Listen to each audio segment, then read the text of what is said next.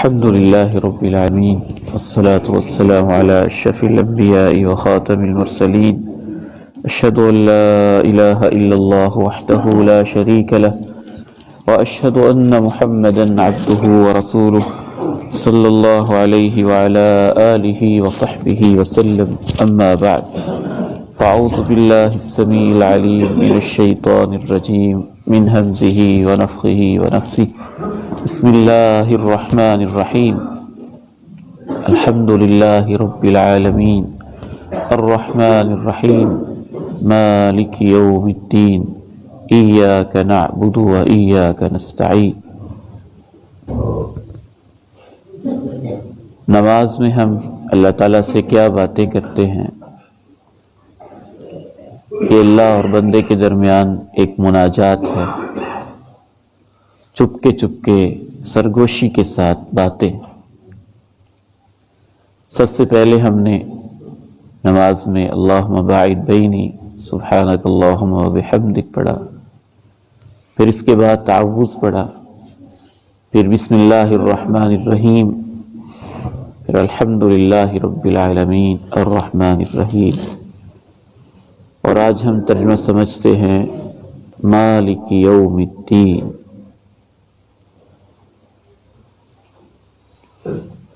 سورہ فاتحہ تمام آسمانی کتابوں کا خلاصہ ہے، اس کے معنی بڑے گہرے. اللہ کے نام سے جو بے انتہا مہربان مسلسل رحم کرنے والا ہے. الحمدللہ رب العالمین، سب تعریفیں اللہ کے لیے ہیں جو تمام جہانوں کو پالنے والا ہے. الرحمن الرحیم، بے حد مہربان مسلسل رحم کرنے والا. مالک یوم الدین، بدلے کے دن کا مالک. مالک یوم الدین،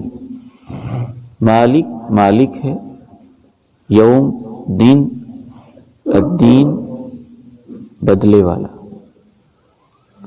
بدلے کے دن کا مالک ہے. اللہ تعالیٰ نے اس دنیا میں بھی ایک بدلے کا نظام بنایا ہے جس کو ہم مکافات عمل کہتے ہیں. انسان جو بوتا ہے وہ کاٹ لیتا ہے،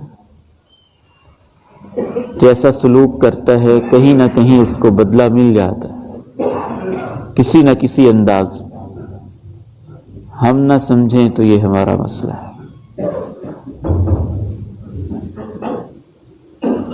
ایک وزیر تھا ابن زیات،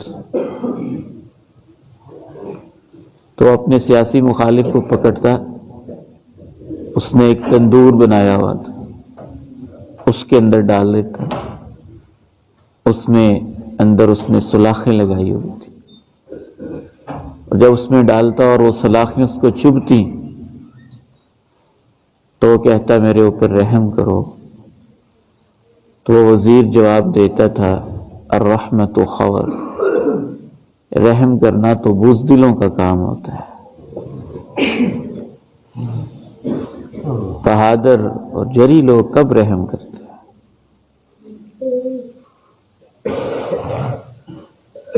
تاریخ لکھتی ہے کہ پھر وہی تندور تھا اور حالات نے پلٹا کھایا، اسی وزیر کو اس کے اندر ڈالا گیا اور اس نے بھی یہی کہا الرحمت خور، اس نے بھی یہی کہا کہ مجھے اوپر رحم کرو. اور اس دور کے بھی جلادوں نے اور بادشاہوں نے اس کو جواب دیا الرحمت خور، رحم کرنا تو بزدلوں کا کام ہوتا ہے. تو دنیا میں بھی ایک بدلے کا نظام ہے، یہ ذرا محدود پیمانے پر. ضروری نہیں ہے کہ ہر کام کا، ہر چیز کا یہاں پہ فوراً بدلہ ملے. 2 گناہ ایسے ہیں جن کے بارے میں نبی علیہ السلام نے ارشاد فرمایا کہ دنیا میں ہی بہت جلدی بدلہ مل جاتا ہے. ظلم اور رشتوں کو توڑنا،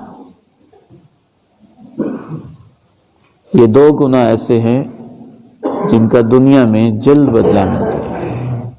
ما من ذنب اجدر من ان يعجل الله لصاحبه العقوبة مع ما يدخر له في الآخرة من البغي وقطيعة الرحم، فرمایا ظلم اور قطع رحمی اس سے بڑھ کے کوئی ایسا گناہ نہیں جس کا اللہ جلد از جلد بدلہ دنیا میں چکا دے، اس کے علاوہ جو آخرت میں سزا دی جائے گی۔ مالک یوم الدین کہتے ہوئے ہمارے دل میں یہ تصورات پوری طرح سے ہونے چاہیے کہ وہ دنیا میں بھی بدلہ چکا دیتا ہے، اور آخرت میں تو وہ ایسا دن ہے، ایک ایسا دن ہے جو ہے ہی بدلے کا دن۔ کیسا کیسا بدلہ؟ ہر بات کا بدلہ، ہر حرکت کا بدلہ، آنکھ کی جنبش کا بدلہ، ہاتھ کے اعمال کا بدلہ، ایک ایک بول کا بدلہ، ایک ایک قدم کا بدلہ، حتیٰ کہ خیالات اور سوچوں کا بھی بدلہ، ہر چیز کا بدلہ دیتا ہے۔ الرحمن الرحیم ہے نا، وہ بے انتہا مہربان ہے، مسلسل رحم کرنے والا ہے، وہ ہر چیز کا بدلہ چکا دیتا ہے۔ اس کی راہوں میں مسجد کی طرف آتے ہوئے قدم بھی اٹھائیں تو اس کے بدلے میں گناہ معاف کر دیتا ہے، نیکی لکھ دیتا ہے اور درجہ بلند کر دیتا ہے۔ ایک بول بھی بولے، سبحان اللہ، الحمدللہ بھی کہہ دے تو جنت میں درخت لگوا دیتا ہے۔ وہ ہر چیز کا بدلہ دیتا ہے۔ اس کی راہوں میں کھجور کا ایک ٹکڑا بھی دے دیں تو بدلے میں احد پہاڑ کے برابر بنا کے اسے دے دیتا ہے۔ مالک یوم الدین، وہ بدلے کے دن کا مالک ہے۔ پھر بدلے کی بھی دو قسمیں، نیکیوں کا بدلہ اور برائیوں کا بدلہ۔ نیکیوں کا بدلہ اس کو بالعموم جزا کہتے ہیں، اور برائیوں کا بدلہ اس کو سزا کہتے ہیں۔ اسی لیے اس کا ترجمہ کرتے ہیں جزا و سزا کے دن کا مالک، جزا و سزا کے دن کا مالک، یعنی وہ ہر نیکی کا بھی بدلہ دیتا ہے اور خوب دیتا ہے۔ فَمَن يَعْمَلْ مِثْقَالَ ذَرَّةٍ خَيْرًا يَرَهُ، ذرہ برابر اگر کوئی انسان نیکی کرے تو اس کو بھی دکھا دیتا ہے۔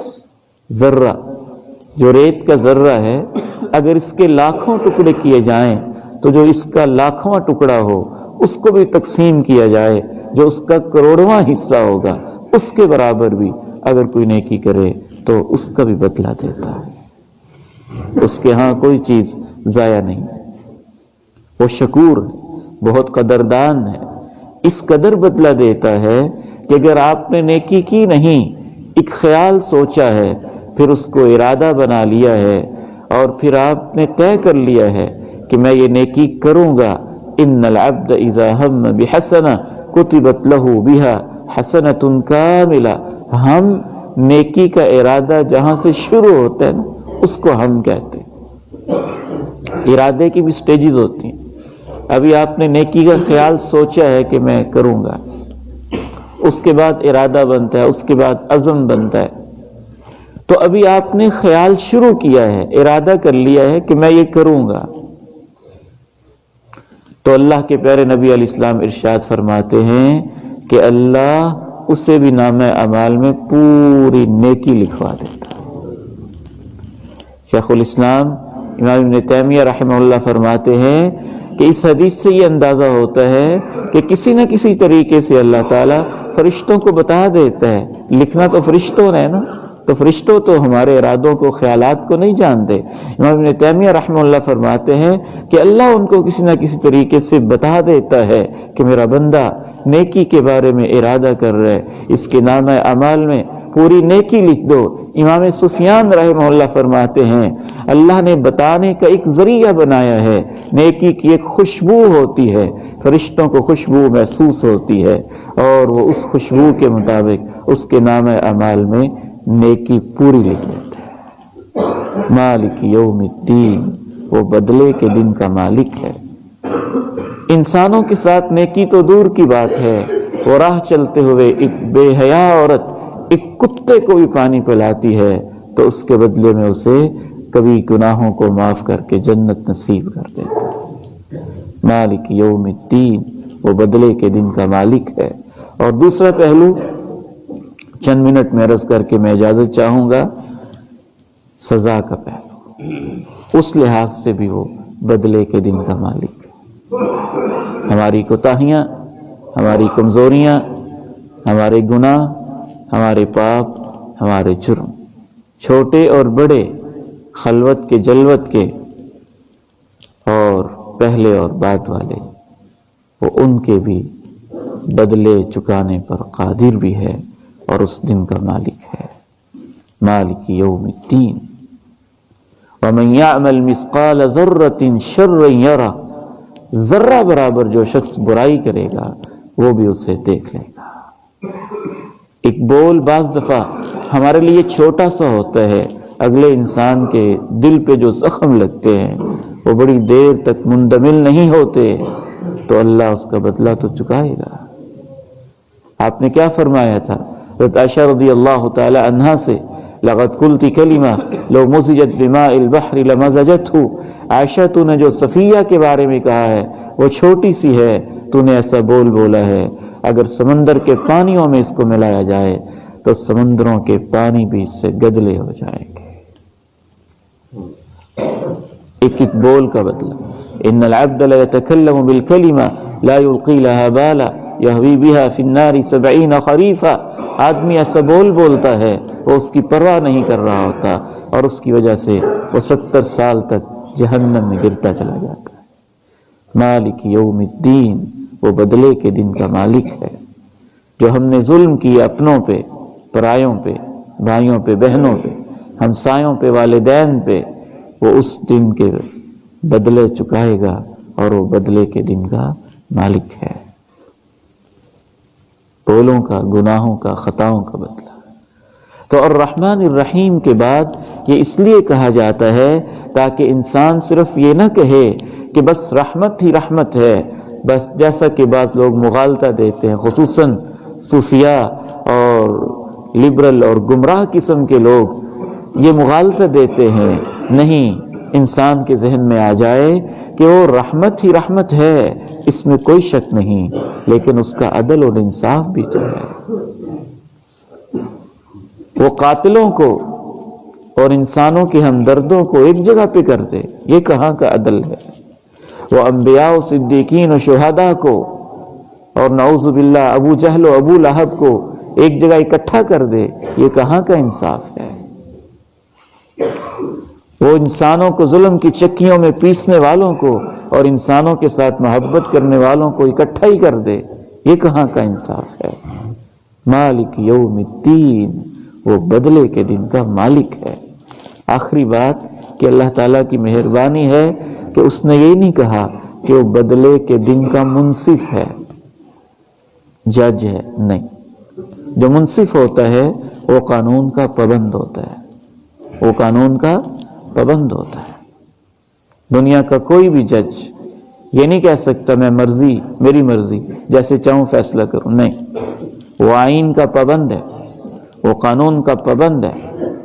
اس کا احتساب ہو سکتا ہے کہ تم نے غلط فیصلہ کیا ہے، خلاف آئین، خلاف ضابطہ، خلاف قانون ہے۔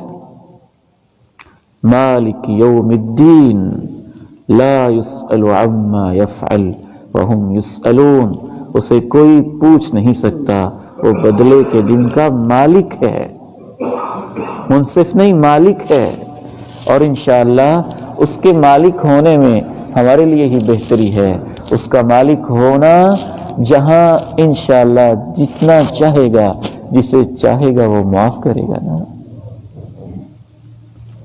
انشاءاللہ اس کا مالک ہونا انسانوں ہی کے لیے بہتر ہے، ہمارے لیے ہی بہتر ہے، تاکہ وہ اپنی اس ملکیت کو بھی انشاءاللہ جہاں چاہے، جس حد تک چاہے، حتیٰ کہ اگر اللہ چاہے تو اس حد تک بھی معاف کر دے گا۔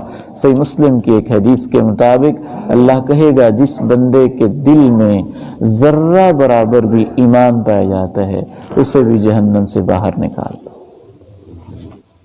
مالک یوم الدین، وہ بدلے کے دن کا مالک ہے۔ اللہ تعالیٰ سے دعا ہے جو ہم نماز میں مناجات کرتے ہیں اور باتیں کرتے ہیں ہمیں اسے سمجھنے کی توفیق نصیب فرمائے۔ وآخر دعوانا الحمدللہ۔